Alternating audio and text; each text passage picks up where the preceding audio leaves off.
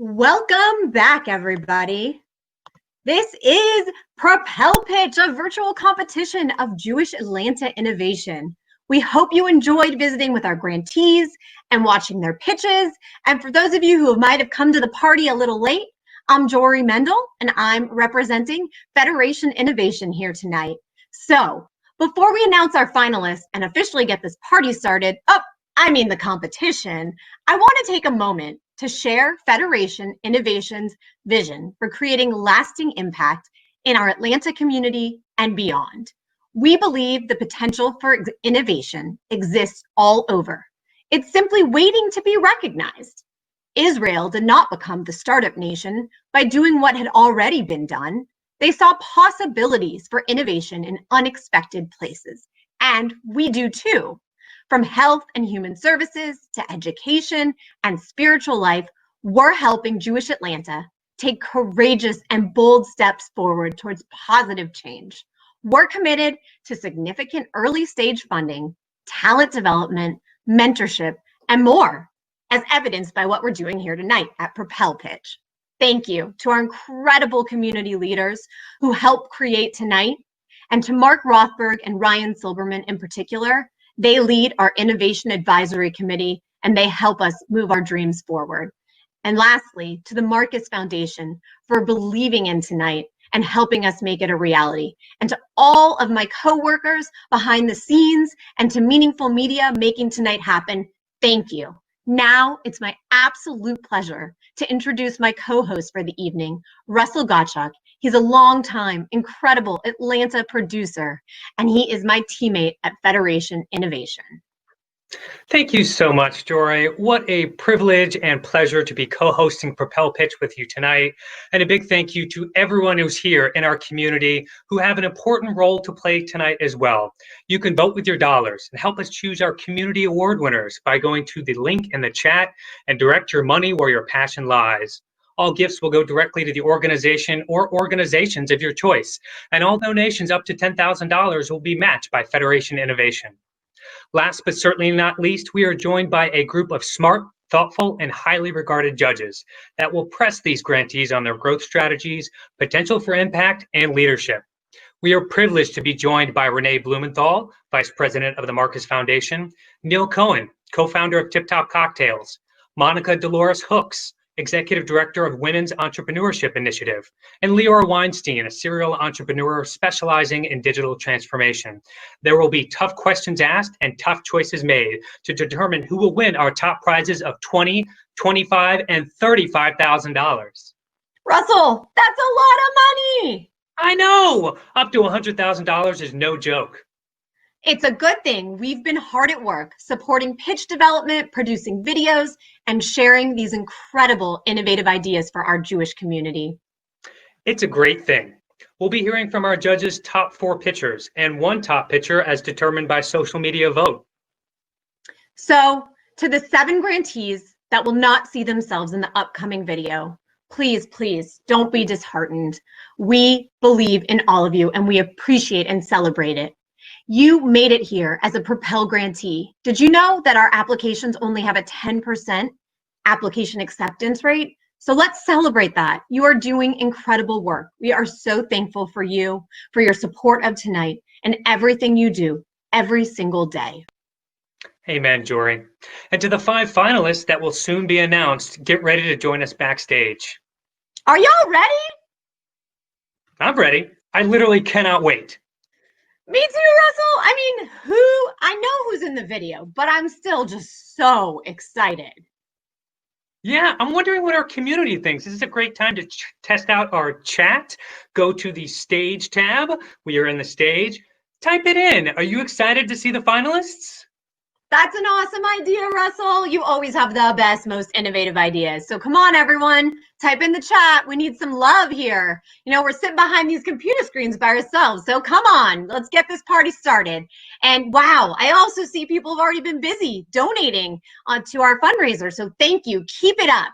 Now, are y'all ready to see the finalist video? Okay. Enough of us. Let's move ahead. We've had too much fun. Ori, please do the honors and roll the finalist video. Established in Israel, TOM is now a global movement of communities that connects innovators with people living with disabilities, the elderly, and the poor to develop and disseminate open source solutions to neglected challenges. We're making Atlanta part of that mission by creating a TOM community at Georgia Tech. In the short time since AgeWell Atlanta has been launched, we've helped hundreds of people identify and access supports that allow for continued independence, safety, and quality of life. Our mission is working. We're helping to bring more babies in the world and help support those couples and individuals who are struggling with infertility. So I have this crazy dream that we could be in 15 new locations in the next 5 years. The Lashon is asking for funding to create and pilot an online global Jewish adventure club. Our adventurers will make friends of all races, explore their Jewish identity, and learn about Jewish holidays and how they're celebrated around the world. OneTable is Airbnb for Shabbat dinners, and I've seen our community elevate Southern hospitality even during a pandemic. Our community has doubled in size. We've touched more than 1,300 participants and supported almost 700 Shabbat dinners this year alone, right here in Atlanta.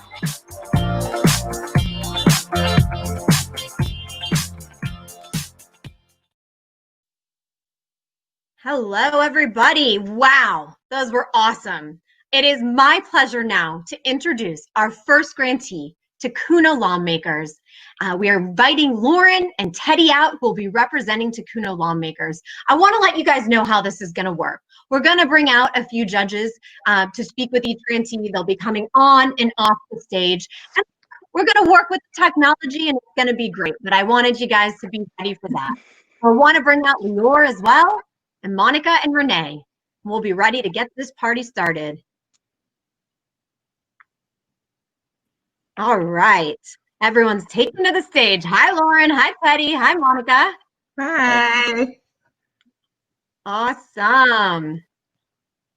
We have Lior out here. Okay. Monica, you want to go ahead and get us kicked off? Oh, wow. I was waiting for Lior. I'm sorry. I don't have those questions up. My bad. We're working with technology. Absolutely. Okay, guys. I'm sorry for the hiccup, but let me ask you the first question. We know the plan is to have 15 new locations in 5 years, and we think that's ambitious. What are the most vital resources you need in order to achieve that goal?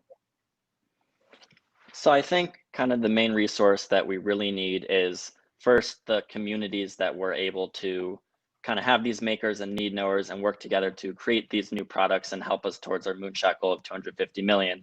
Of course, kind of the biggest resource after that is just space and money. Our big thing is that we create products that can go home with the person at the end of the weekend so that they can really use these in their life. And because of that, we also then need to source these materials and make sure that the makers have the materials and the items that they need. And then along with that, maker spaces and other design spaces so that they can actually build these products to a high standard. So I see those as kind of our biggest materials, which really, especially with the great ecosystem that college campuses give you with maker spaces already being there and this big student innovations, like basically pool of kids ready to innovate and make these things. I don't think those are the hardest things that we need to that should come by. Absolutely. I would agree with that especially working with Hillel across the state of Georgia, we have this access already to a network of staff and students who are ready to do this work and create these communities. And it's a matter of being able to fund the materials to actually really drive Tom's core mission of delivering those take-home ready prototypes. Nice. And I see Lior has joined us. Yeah. Sorry for the technical challenges. Beautiful project. We'd love to hear, what does success look like in numbers if you get this grant? What kind of impact and what kind of participation do you think you can create? Yeah, so I guess at the kind of small scale, the first stage of success is getting Tom into more communities within Georgia.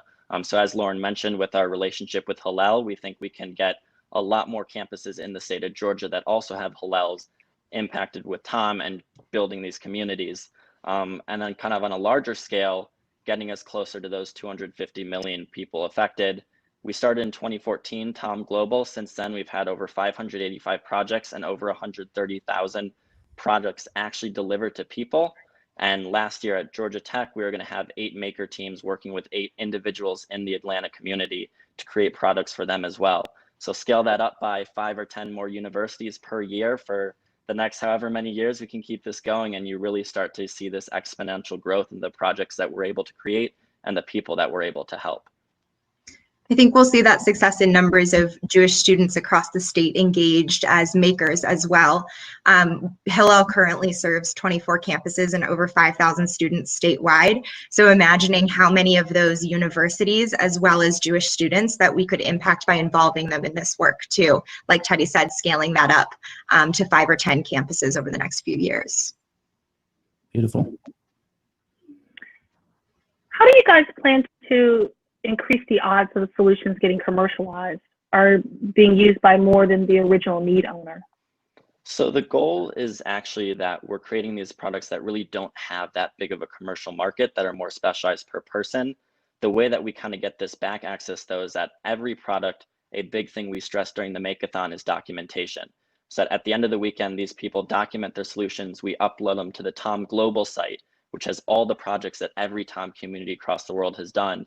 And people there can go download those if they have similar challenges, all open source and accessible and low cost. One example is the PJ prosthesis, which is kind of one of the flagship Tom projects. It started in Israel. It actually went over to Singapore in another year to help a man there who needed a prosthesis to put on his pants to be independent to go to the bathroom, and then came back to Israel for another year to help a girl play violin who needed a special prosthesis. And I know that violin attachment on Tom Global's website has had over 100 downloads already. So it's really this open source online community is how we get these more downloads so that anyone with those needs can access them. And on a more local scale, we can take advantage of our partnerships within the Atlanta community. We work with organizations like JF&CS, like Jewish Abilities Alliance, and have professional relationships with them so that we can direct them to the Tom website so that they can, show the communities that they serve, direct them to the Tom website as well as a source for potential solutions that could be useful to them as well. It sounds like you guys have like a great word of mouth strategy intrinsically built into the project. Do you have any other additional activities that you use to follow up on these promotions and making sure that people around the world know about the solutions that you're providing? Yeah, so there's a couple different avenues we've been exploring. At Georgia Tech, the community is still a little bit new. This is actually only our second year, but we know we've been in talks. We want to help with just the overall idea of human-centered design. So I know last year we were talking about just getting a panel of people and experts in the field to come talk. We were working with CTL, which is Camp Twin Lakes, a camp in Georgia that is for kids with disabilities to come, and kind of working with them during the summer and like the off Make-a-thon schedule to help with their camp and bolster that as well. So those are kind of the ones we've been working on locally.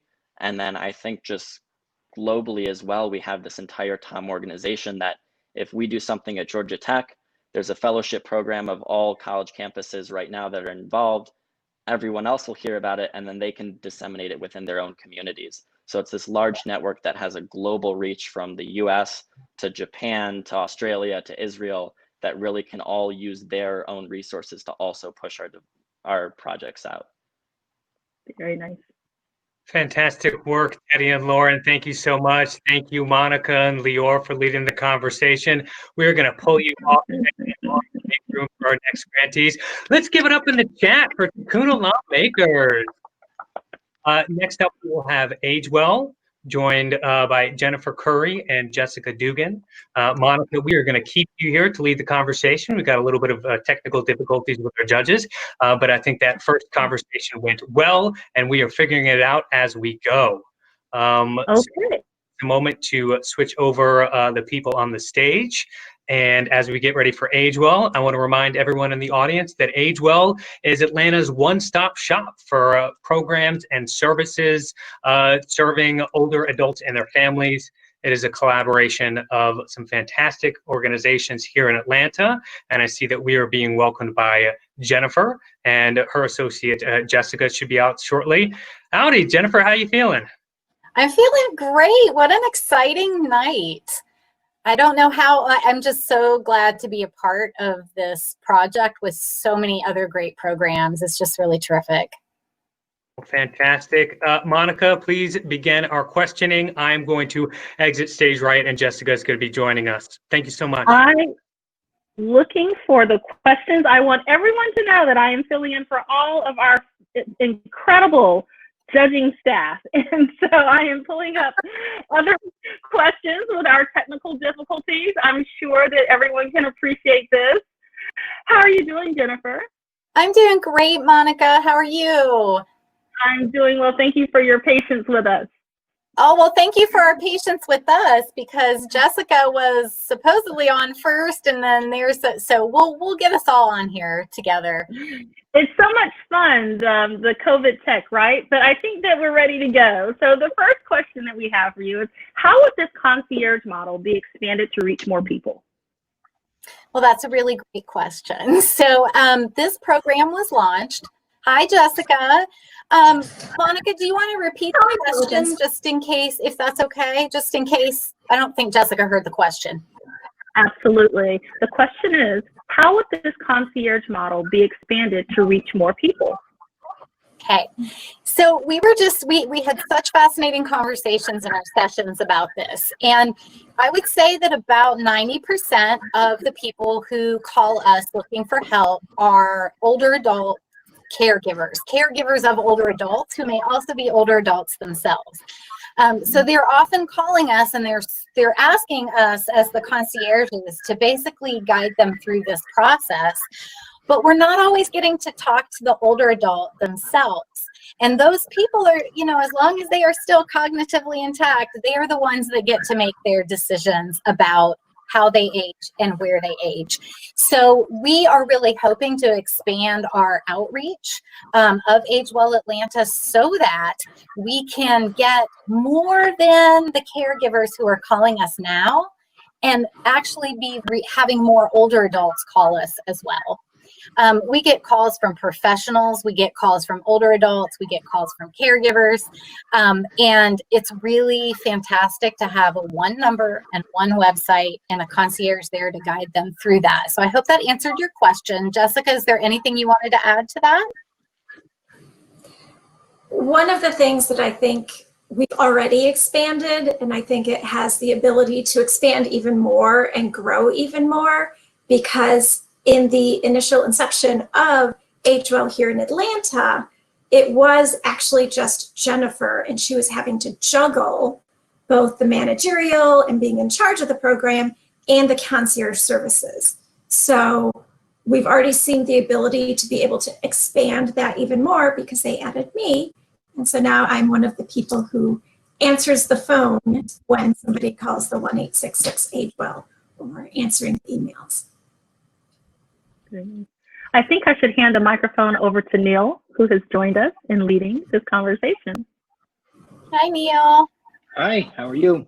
Good, how are you? Good, good. Good to be here. So in terms of the innovation, are there others out there that are doing similar services? Similar to AgeWell? Yes. Well, that's a really great question. So I'm really excited that we're modeled after AgeWell Pittsburgh. So it has taken them about 15 years to get to a fully embedding of AgeWell into their 4 partner agencies. So, you know, AgeWell Atlanta wasn't created in a vacuum. It is innovative how we're doing it, but no, we're definitely modeled after a really evidence-based effective program in Pittsburgh. But what's really exciting is that there are AgeWells popping up all over the place.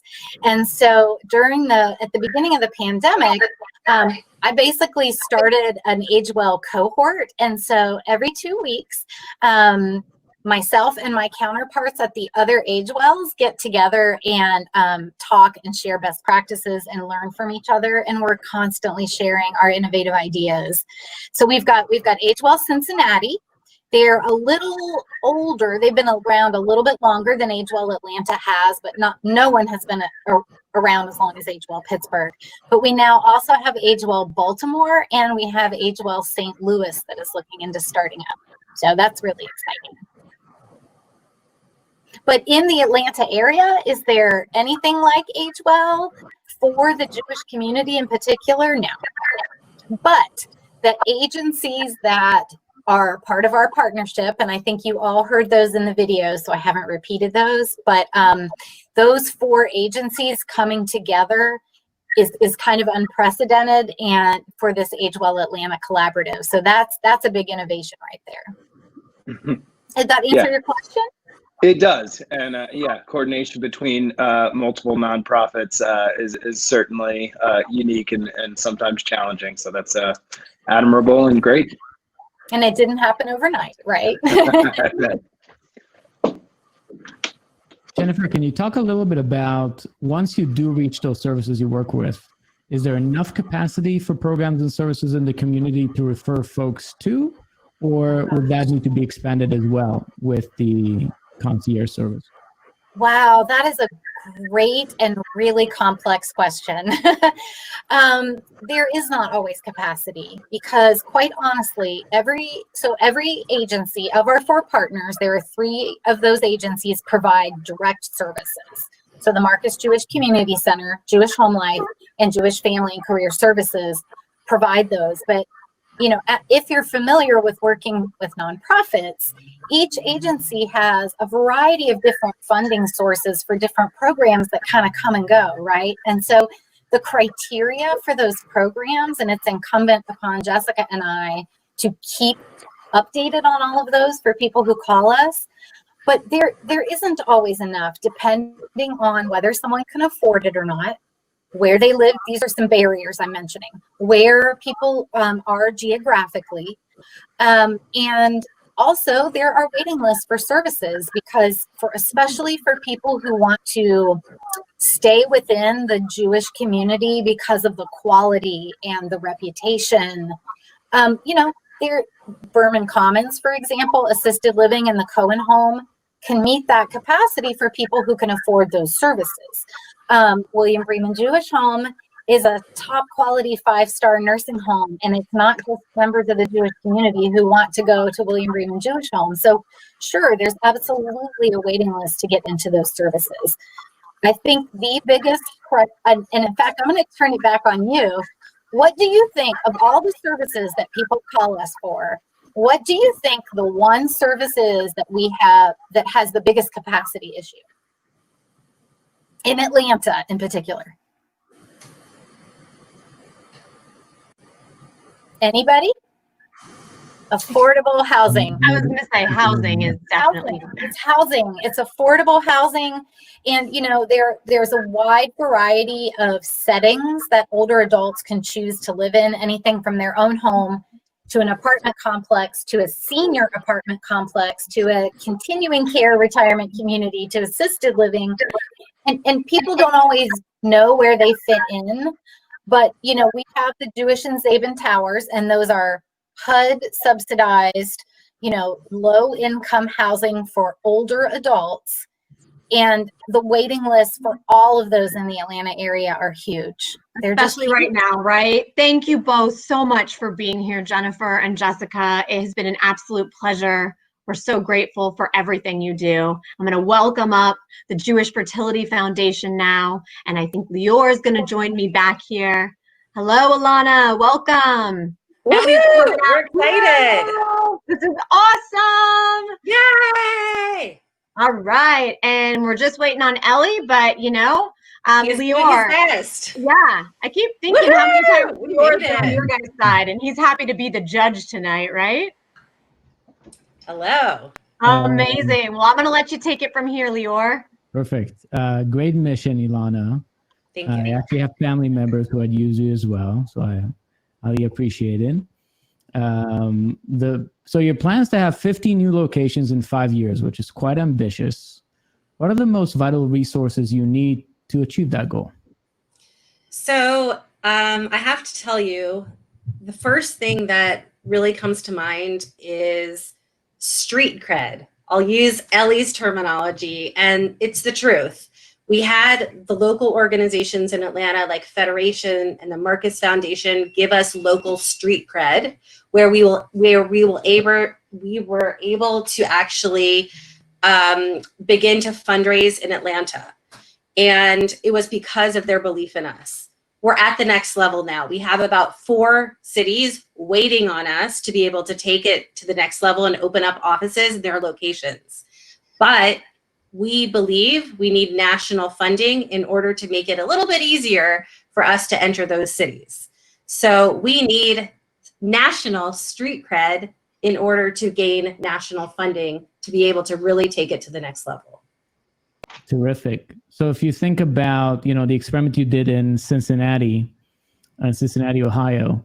Yeah. What are the biggest challenges you found, and how can you apply those moving forward as you continue expanding? Sure. So it's not an issue of where we're going to be going next. We literally are dating about 12 cities right now, 4 of whom are ready to go. They're already raising funds for their buy-in seed money. But what we learned in Cincinnati was interesting.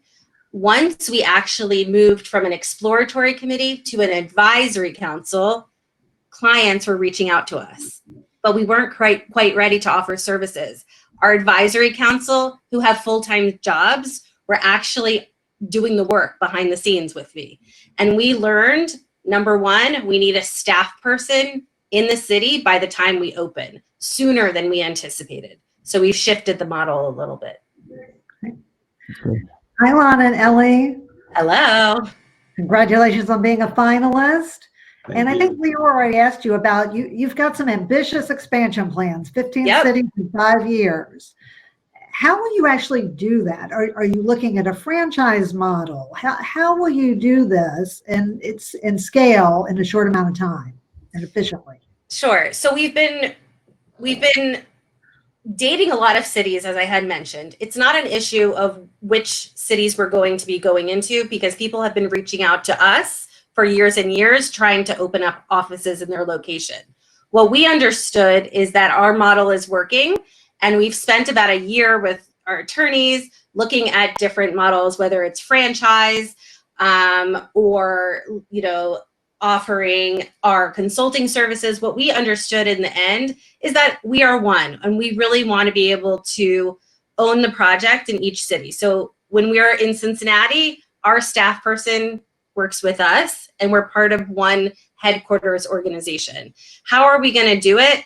We have this idea that we are going to be able to gain national funding. We are going to convince funders that this topic of infertility within the Jewish community is important and crucial for many, many reasons. And we're just entering that phase right now as we begin to expand. We also understand once we enter a city, once we have staff in that city, we are easily able to fundraise. People who are our donors, people who have experienced infertility, people who understand how important this cause are literally writing us checks for thousands and thousands of dollars, supporting their local entity. So it's just we just need to be able to offset that costs to prove our worth on a national level right now. Renee, my answer to you is going to be one city at a time, right? We're going to keep taking it one city at a time, continue to see how we do in that city, continue to raise money, and then continue to expand. We have done as much as we can in regards to even some of the finalists here in having conversations with OneTable, Honeymoon Israel, and other organizations that have expanded before us. And we have tried to collaborate as much as we can before we head out on our own mission. Ellie, Elana, understanding you're going to take it one city at a time and reach all 15 cities. It sounds like, you've got some great involvement from your participants, and that one of the vital components of your program are young parents. So how do you ensure that those participants stay involved and can really contribute to the Jewish Fertility Foundation? I think they're called Fertility Buddies. You got it. I'll give you one example, my favorite example. Not that they're my favorite clients, but Sarah and Scott Ashton. Sarah wasn't Jewish. Scott is Jewish. He didn't have a bar mitzvah growing up. Scott was actually, I'm not sure if I should say this, a client of Ellie's. And they were talking about how they were going through infertility and how the heck were they going to pay for growing their family, for doing fertility treatments. Sarah reached out to me and she said, hey, listen, I'm not Jewish, but my husband is. Can I join your support groups? I said, of course. Today, Scott Anklowitz and Sarah Ashton have 2 children born via egg donation and fertility treatments. Sarah is a fertility buddy. Scott is a fertility buddy. Scott was on our board of directors for 2 years. They moved from a non-Jewish, heavily focused area to right next to the JCC. They were sending their kids to the JCC.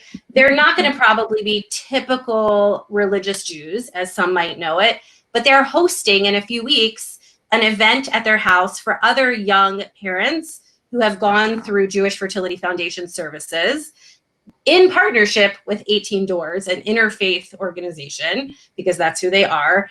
And they contribute. They are part of the Jewish community. Scott's parents reach out to me several times a year to offer a donation, thanking me for bringing them into the Jewish community.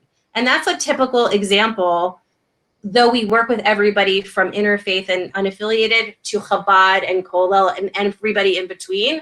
That is a perfect example of who we're serving and how we're building community around something honestly just so heartbreaking as not being able to have a child.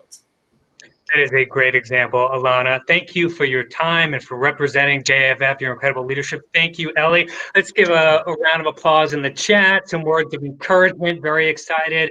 We are now 3/5 of the way through of our finalist conversation. I want to check in with our donations. We have about $1,500 donated to these grantees. Thank you so much for your philanthropy. It's really, really appreciated, and it's going to help their impact in Jewish Atlanta and beyond. But we do want to match up to $10,000 in donations. So we do have a little bit more to do. Please be generous. Your gifts are going directly to these grantees, and they'll be matched by Federation Innovation. Thrilled to have Jada here representing Lashon. You do some great work here in Atlanta, a new grantee for Federation Innovation, and will be joined shortly by Ruth. I believe she'll be coming out, but as we wait for Ruth, Monica, please get started with Jada. Okay, perfect. Well, hi, Jada. Welcome to the competition and congratulations on making the top 5. Thank you. I'm so happy to be here.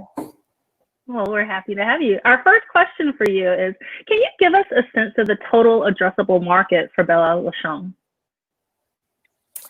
Meaning, how big do you... Yeah, no, I was going to ask you to provide clarification on the question. Meaning, how big of a market do you think there is for the solution? How many people do you think would benefit from your service? Sure. So there are multiple multicultural Jewish Facebook pages here, or Jews of color Facebook pages here in Atlanta that have over 1,000 of participants or members. So it's definitely a need here and a market here. Part of our Propel grant, what we are doing, Ruth and I, under Lashon, is reaching out via our bridges, via our networks to Jews of color and multicultural Jewish families here in Atlanta to understand their needs and to understand how we can get them into the professional Jewish organizations here, because many of them choose to be unaffiliated because they just don't feel welcomed when they come to these places. So when we're speaking to the people that we have been interviewing and getting to know under this grant, we've been speaking with Black Jews, Sephardi Jews, mixed race Jews, and know that they feel isolated and they want to be seen and they want to be welcomed, but they just need to be, they do not want to be in the position to teach everyone else about them, which is normally what happens when they walk into these white presenting Jewish spaces. So there's definitely a need. And sorry, to go back and answer your question, there is a market here and there is a demand. Okay. That you want to use the funds for the rollout of the Global Jewish Adventure Club. Mm-hmm. Yeah. So our first question is, how has that been affected by COVID? And then I have a follow-up question on that with regard to metrics. Yeah, so actually this program, when we do roll it out, if we are lucky enough to get the funding, will be virtual. So until it's safe to get together, then we'll move to a hybrid to where we still have virtual, but then we will also have outings and we'll also have activities that we do together in person. And we did this because, it's Atlanta, post-COVID. We're going to have that Atlanta traffic. You have OTP, you have ITP, and they really just don't commingle because we stay in our own little communities. So having virtual and keeping and continuing virtual after, it is safe to get back together will still allow us to maintain this community and bring people who do not live necessarily in the same neighborhoods together. I share in your vision for Bechol Lashon. I don't know if I share in your vision for traffic renewed in Atlanta. I don't want to. And so that's why if we keep it virtual with just maybe some, in-person gatherings here and there, then me as a mom, I have one less carpool and I have less traffic that I have to sit in order to bring my child together for this global adventure club. And also, we know that every community here, thank you for I finally got in. Welcome. Every community or people live in a lot of different places. By getting people connected across that diversity and then having them feel already connected, then they'll be willing to make the journey once in a while to see each other because they'll have a personal investment. And that's what we're excited to build. Awesome. As far as, and I think it was touched on by Monica, but as far as both from a metric standpoint as well as just the vision standpoint, what does success look like? So success, so we're hoping to use, we're seeing this as a pilot, not as the final goal. Our hope is that we try this coming year, that we have a successful educational year, that the kids are excited, that we grow it by word of mouth, but then we also are learning to partner with we're figuring out how to partner with other organizations. This is supplementary, we're not in competition with Hebrew schools or day schools. It's supplementary content that isn't coming in other ways. So our goal is to grow it here in Atlanta and reach more families and more institutions by having, a proof of concept. Wrap it up for us by just telling us what is the problem that you're trying to solve and how will you know that it's been solved? Well, the problem that we're trying to solve is that there is nothing that's preparing young Jews right now to see the Jewish world as a multicultural Jewish world. And there are no services for young Jewish kids of color where they can see themselves both in leadership and feel really connected to the Jewish community. We want to solve multiple problems with this one wonderful program. And set our future Jewish leaders up for success by making them more inclusive and more thoughtful people. And how do folks learn about you? How do the folks you're trying to reach and solve the problem for know about you? Well, as part of Go ahead. Well, so for through the Propel grant that we're working on right now, we are making these connections and we're making these bridges with Jews of color families here and multiracial Jewish families here in the Atlanta area. And so that's how we're building that bridge. We're also communicating via social media. And us as an organization, Bechol Lashon has strong ties in communities all over the world, and Jews of color communities all over the world. And that's how we're getting the word out. Fantastic. Thank you, Jada and Rabbi Ruth. Let's give encouragement in the event chat. Really appreciate you and everything you're doing with your organization. Congratulations on making it here to the finals. Before we go to our fifth and final conversation with our fantastic grantees, we wanted to bring out Monica. Monica will be taking the fifth grantee conversation off. You may have noticed that we're kind of rotating in on our judges. And I feel like this is a well-deserved break for our fifth grantee because you really pulled some heavy duty on our first couple ones as we were getting used to our system.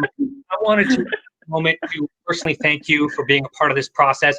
Monica worked with us before tonight. She worked on evaluating pitches, planning for tonight. And I wanted to give you a moment to say goodbye and share any information that you may want with this community. Well, thank you so much, Russell, and thank you to the Jewish Federation. This has been such a treat and an honor to join your community and to evaluate these wonderful solutions coming from these incredible entrepreneurs. On behalf of Atlanta's women's entrepreneurship, initiative. I say congratulations that you've achieved so much so far. Good luck with all your future endeavors. And I'm really happy to see so many women leading these companies. Yes. Amen. Thank you, Monica.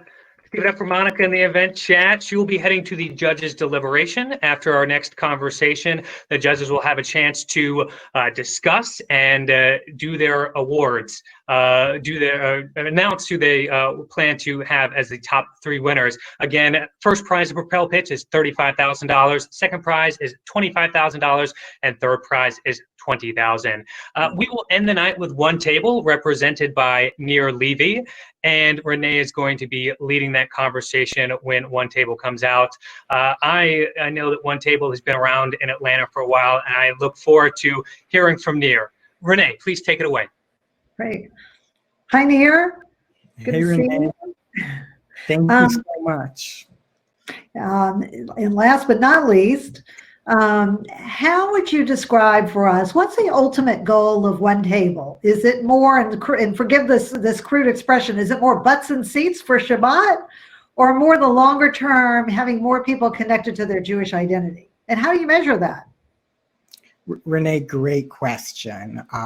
We talk a lot about how OneTable is a design thinking organization, so we're constantly rethinking our goals, but it's definitely this balance between depth and breadth. So the depth of having a deep experience with Judaism and being a gateway to those that are unengaged and connecting them with other Jewish organizations as well as breadth of welcoming as many people as we can to gather around the Shabbat dinner table, even not just Jewish people, but how can we be a light onto others as well? It's a great model, and I have to ask you, in your pitch, you talked about art, and that threw me a little bit. There seemed to be a little bit of a disconnect between your mission and this notion of throwing art in there. Is art intended to be a draw, no pun intended, but a draw to get more people to Shabbat? And is that what your funding would be used for if you were successful tonight? Tell us a little bit more about this art aspect. That threw us, felt a little bit like mission creep. Excellent question, Renee. We are always trying to innovate ways to welcome new people to the Shabbat dinner table. And what I've noticed leading the community here in Atlanta is that we do have culture makers here that are exceptional. And as we look to welcome people that aren't already engaged in the Jewish tradition of Shabbat, what are they excited to share? They're excited to share themselves, and we can all express ourselves through art. And for many, I found you've not engaged in art since maybe art class in elementary school. So we're seeing this wonderful opportunity to approach Shabbat with intention, to mark sort of like the change in pace. And you can do that by expressing art and from learning art, as well as this chance to really highlight the community. And that's really what OneTable is all about, sort of how do we recruit hosts to really lead and build community around them. So Nir, can you talk a little bit about what's the vision of how success look like? Like, do you imagine you would do, 2,000 Shabbats a year, and what's your plan to scale to that vision? We have an incredible organization that has a technology platform as well as a field team. So we really are in this position where we can be generous with our community and grow exceptionally. So right now, success for the next year would be supporting something like 4,000 individuals experiencing Shabbat. And Atlanta has about, let's say, 2 to 3 million young adults. So there's a huge opportunity there to engage more and more people. And for example, as COVID has allowed us to sort of create virtual experiences, we have a unique opportunity to really economically connect a lot of people to Shabbat for the first time. Beautiful. I think Shabbat can be a really appealing concept for Jews who are not as well connected, and even for for secular Jews or even for non-Jews. That idea of mindfulness and rest and division from the week. But there's also a lot of ritual. There's also a lot of custom. So how do you account for different denominational kind of and the way that people are actually experiencing and observing Shabbat? Thanks for the question, Neil, because it really is a chance for me to highlight what OneTable does so well, in that we give the individuals the explicit permission to do Shabbat however that feels authentic to them. So for someone that isn't as comfortable with ritual, we simply invite them to approach Friday with intention to rest. For others, that Friday night was the most meaningful part of their week and they're used to lighting candles, we welcome that and even ask, how can you elevate that further? How can you make it more of an inclusive practice?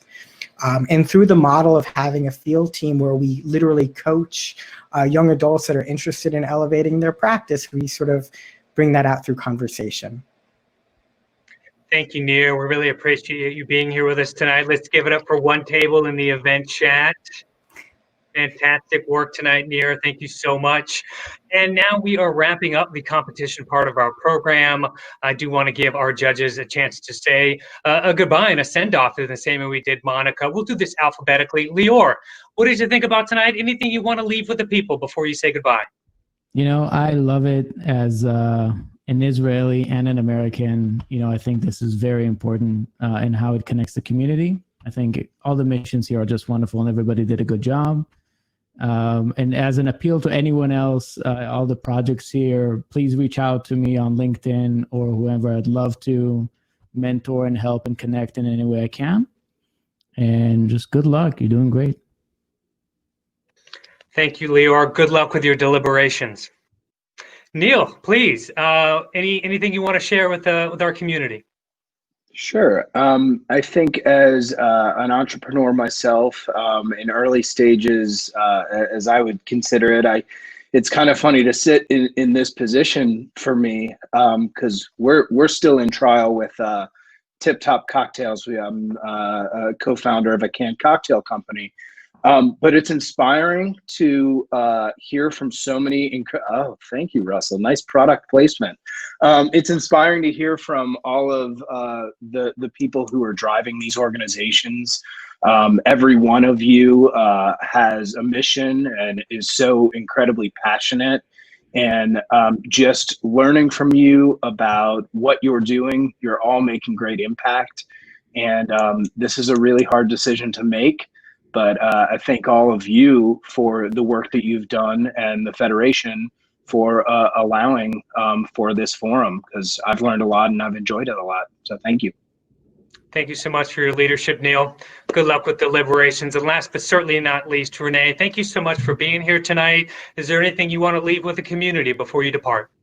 Well, I just want to say congratulations to all the participants, not just the finalists. And even if you weren't a finalist, I would say all of our organizations are fabulous and doing fabulous work. And keep working hard, keep being entrepreneurial.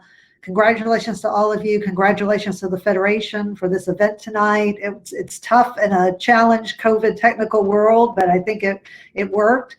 You know, I want to say the Marcus Foundation, we are very proud to be a sponsor of this. We actually did something very similar. Speaking of being entrepreneurial, we did something like this with the Federation 7 or 8 years ago. So I would say let's not wait 7 or 8 years again to do this again. And again, I just want to offer my congratulations to everyone and the Federation for organizing it. And I was honored to be a part. Thank you so much for saying that, Renee. I do remember that event a few years ago. It was a big part of my entrepreneurial journey. So thank you. And of course, thank you to the Marcus Foundation for your incredible support. Good luck in deliberations. As the judges are off screen making some really tough decisions, I want to update you on our philanthropy. And you have taken this call to action to heart. This community has donated over $7,000 to Jewish Atlanta Innovation. Let's give ourselves a big round of applause. That support is going to be used to good work. But if you remember, we have a $10,000 match. So we have just a few $1,000s more of philanthropy. You can support all the organizations. You can support specific organizations. We want to maximize the match. And as we wait for the judges to deliberate, and as we continue to provide philanthropy to this fantastic community, I wanted to introduce another member of Jewish Atlanta, Amanda Budd. I learned of Amanda Budd last year when she applied to our Bloom micro grant. So tonight is Propel Pitch. These are all grantees that receive funding anywhere from $10,000 to $50,000 per year. If you have a project or idea that may not need such significant funding, maybe you need a few $100s or $1,000, you would apply to our micro grant program, Bloom. And we had the pleasure of working with Amanda last year as she launched her podcast, Jewish Today Pod, had a really strong first season, and now she is preparing for season 2.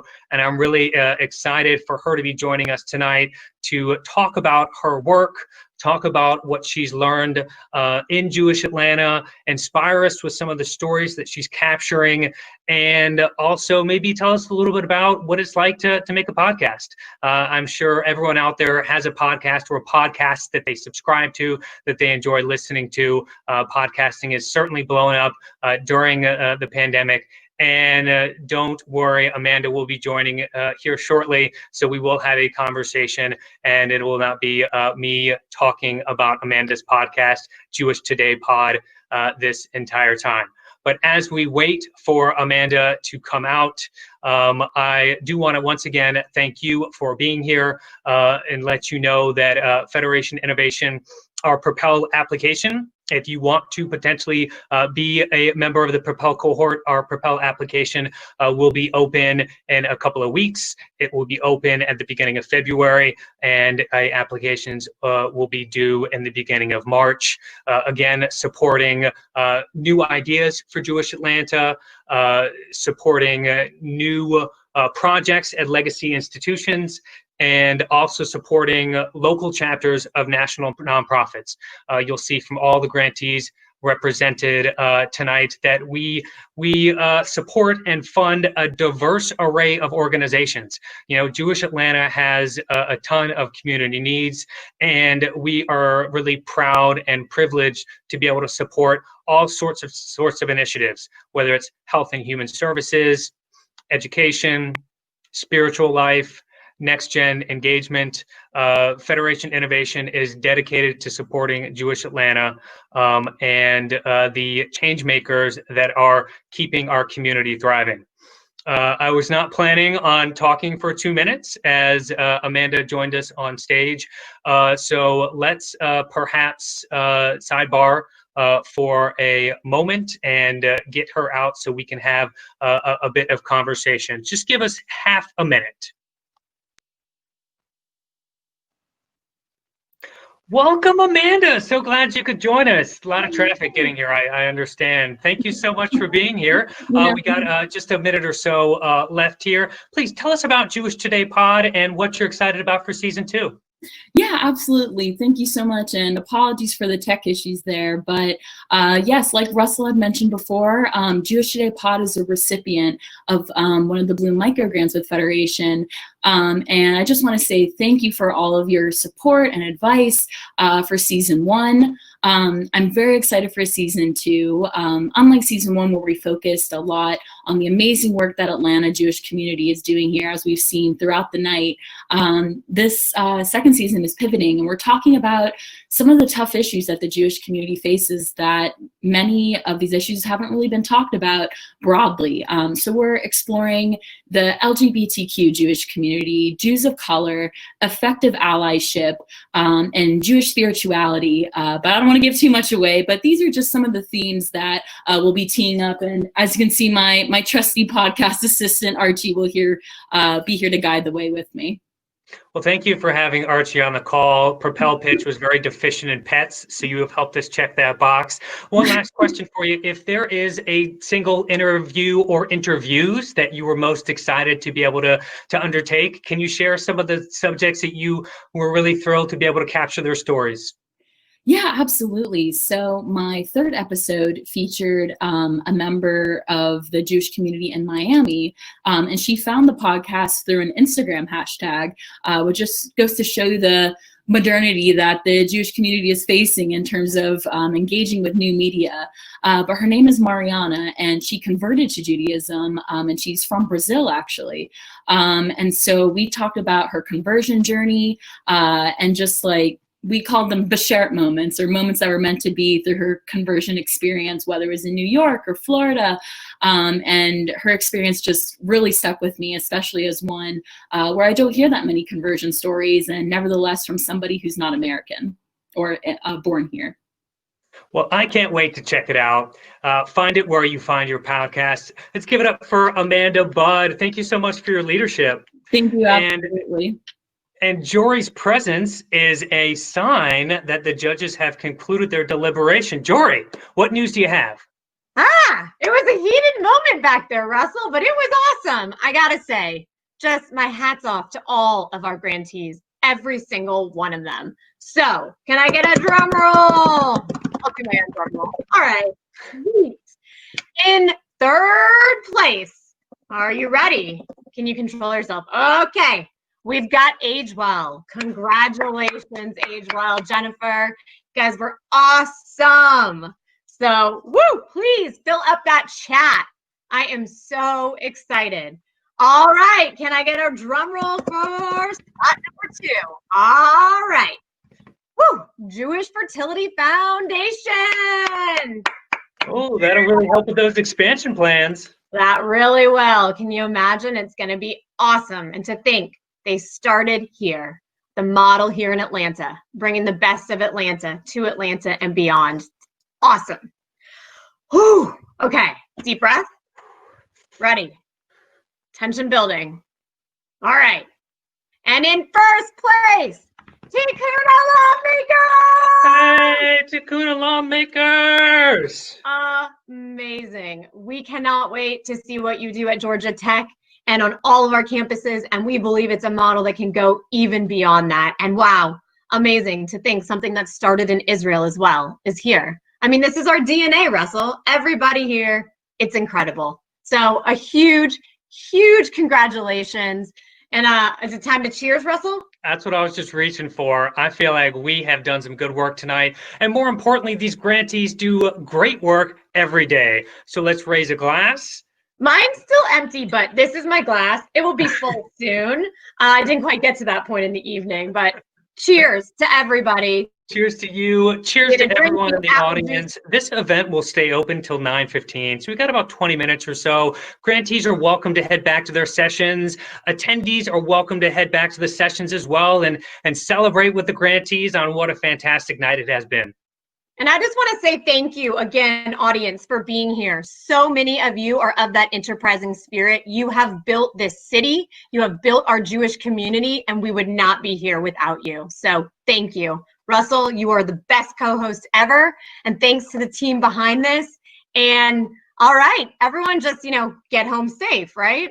Yeah. Shout out to Meaningful Media. Ori and Jeremy, you were fantastic. Thank you all so much. Have a great night.